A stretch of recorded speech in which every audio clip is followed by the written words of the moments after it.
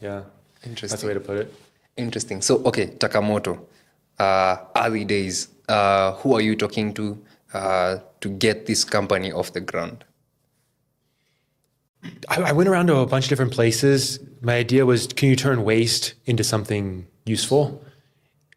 Gasoline used to be a very big problem, petrol. So the lakes in the US would catch on fire because when they were making kerosene, they would dump the waste product, which is gasoline, petrol, and they'd catch on fire. And so they turned that into petrol for cars when cars came around, right? Yeah. So any kind of waste product could have a benefit. Cow dung is a great fertilizer, for example. Yeah.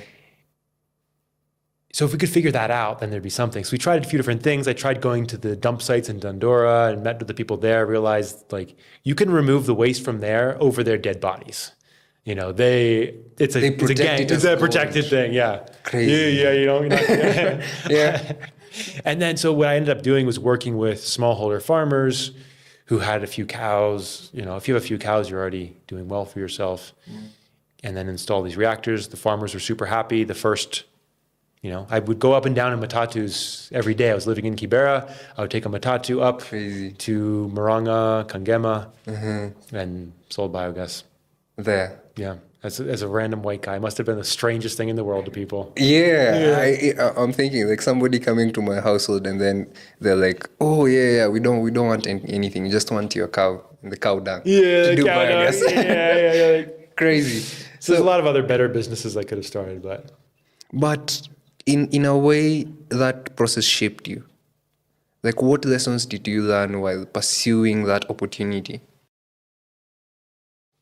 I mean, thousands of lessons. There's always, of course, the generosity of people. I think people can come to Masai Mara and never see Kenya. And the best thing that could happen to them is they get a flat tire on the way home. And they don't have any spares and they have to go find solutions and people because people will help them. Yeah. And some of them will do it for free and some of them you give them something small. Yeah. But people are very helpful. People are very helpful. And if you're lucky enough, you get to go to someone's house and have some chai and with too much sugar in it and all that kind of stuff and hear about you know how the bride price they paid and whatever and their family growing up. How they used to have lighting by putting sticks in the wall and you light the sticks and then as long as the sticks burn, then that's how much light you have to read a book. Yeah. And I'm just like, whoa. So those are... So when was this? This was back in 2011, yeah. 2011, 2012. Crazy. So that was in really the early days of Kenya. Still, Kenya was now after post-election violence. Now people are coming to the aftermath of that. So what compelled you to now stay and build this business?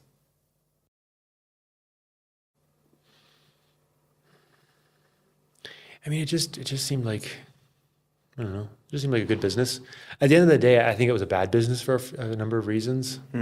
But yeah, it seemed like a good business. We're having fun. I mean, every day was a blast because you're driving around on your motorcycle, installing these reactors and talking to these farmers and, you know, they're excited about this opportunity, this new technology and that they've always had access to, but they didn't know how to harness it.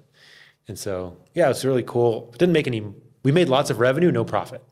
Oh, right? Interesting. And so, yeah, so then the next business was the Thai restaurant where we made profit from the first month. Yeah. And that's where you buy from farmers and you sell to rich Nairobians. So you just realize the Robin Hood story. Yeah, if you sell to farmers with no money, it's very hard to make money. Yeah. And so for the first business, Takamoto, you're just saying that perhaps your target customer was not financially able to now sustain the business. So that's why it flopped. Yeah, there's two reasons. The second thing is if you covered the entire land surface area of the earth with the best biofuel crop, which is sugarcane, you still would not be able to power the world. So you realize that biofuel just doesn't work. Once I saw the math on that, then I was like, oh, okay, this is not a business I want to do. It's a hard business to scale. You just can't physically. Yeah. So like the only things you're constrained by in life really is physics. Yeah. We were constrained by physics. So you do the physics on it, it's not going to work. Then There's nothing much to do, right? Yeah. You're not going to fly faster than the speed of light. That's just never True. going to True. happen, I don't think. Okay, yeah, that's true. Now, at what point did you decide that, okay, it's time to close doors and call it quits, move on to the next thing? It was exactly when I saw that graph. When you saw that graph? Yeah, that if you cover the entire land surface area of the Earth, biofuel wouldn't work. Yeah. It won't work. Yeah. So then I saw that I was like, okay, what will work? Solar looks pretty good, but you need batteries.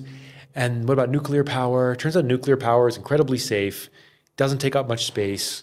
We're never going to run out of uranium and thorium in any foreseeable future.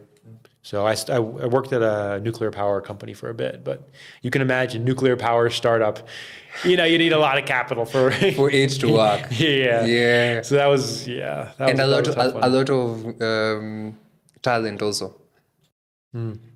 Mostly what you need is political goodwill and people who, you need to educate people that it's safe. True.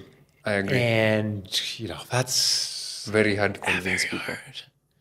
Now it's coming around. It's increasingly happening. Wow. So we started off Philadelphia, kind of like your early story of being in a family that kind of like set the bar high for you. Moved on to university where we met Professor Middleton and how he shaped your early journey to now finding out he funded your journey to come here to Africa and travel around, to deciding to start a company in the biogas sector, which I think is kind of like what other entrepreneurs do. Is like, this is the domain I have knowledge in, so let me start a business in that domain. Yeah, exactly. So once you see the math and you're like, oh man, this won't work. What happens next? So I concurrently started a Thai restaurant, but I started accidentally. Accidental Thai restaurant. I was just cooking food for friends. I started cooking every week. They started paying me. We got a name for it. You started getting permits. It was an accidental thing. So that's what you realize is that a good business tends to be a bit accidental oftentimes. Like people just start paying you for stuff. For things. Yeah. And so we started making money right away. So I realized I wasn't a bad entrepreneur. In the biogas business, I could never turn a profit. Yeah. I was just pursuing a bad opportunity. It's a bad opportunity. And so that one just kind of happened organically. I made plenty of mistakes there as well, but you just start to realize that, What I like to think about is there's first-time entrepreneur, second-time entrepreneur, and third-time entrepreneur. 3 phases. Kinds of businesses. So SpaceX is a very bad business to start as a first-time entrepreneur. You need a lot of capital, a lot of knowledge, a lot of goodwill, a lot of politics. Not good, right? Yeah. Biogas is actually it's a pretty tricky thing.